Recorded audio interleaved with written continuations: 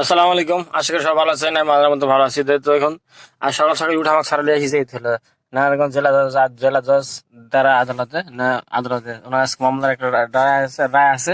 তো এই জন্য সকাল সকাল উঠে চলে আসছে। দেন এখন কোনো গাড়ি আসে নাই, একটু পরে দেখুন কত গাড়ি চলে আসছে।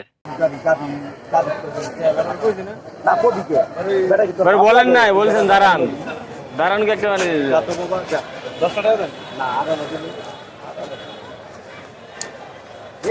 কি করবেন এই যে লাখ লাখ টাকা কি করবেন? কি করবো মানে মরে গেলে মাইয়া বউ কি গার্মেন্টস দিয়ে কামে লাগবো? মাই সেটা খালবা কোন দিব বইয়া বইয়া খাইবো, ঘর ভাড়া তুলবো আর ঘুমাইবো।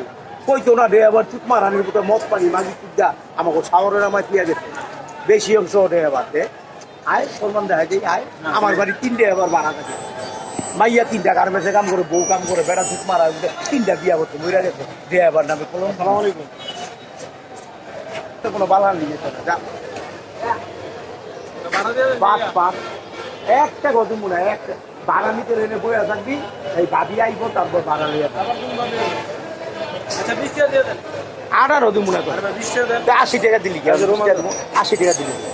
আর ভাই অন্তকে আবার রোমানদারদের লয়ে দিব না, আপনি তো দিতেন না। আর আমার কথা আমার ভাঙ্গিয়া যা গাড়িতে টাকা দিব না, আমি কত দিব? 3000 টাকা হইব। আর ভাই কি আছে আজকে তার ডিউটি নাই, স্যার বাইরে চলে গেছে।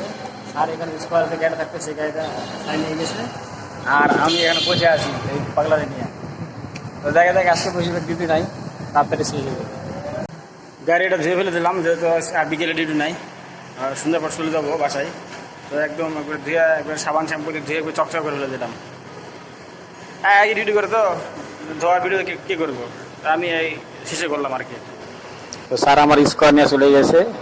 তো আমার আজকে আর ডিউটি নেই, স্যার তখন রাত্রে আসবো। তো এখন আমি বাসায় চলে যাবো। আর যেখান থেকে আমার ভিডিও দেখবেন ভিডিওতে লাইক, কমেন্ট, শেয়ার, সাবস্ক্রাইব অবশ্যই করবেন। সবাইকে ধন্যবাদ। আসসালামু আলাইকুম, আল্লাহ হাফেজ।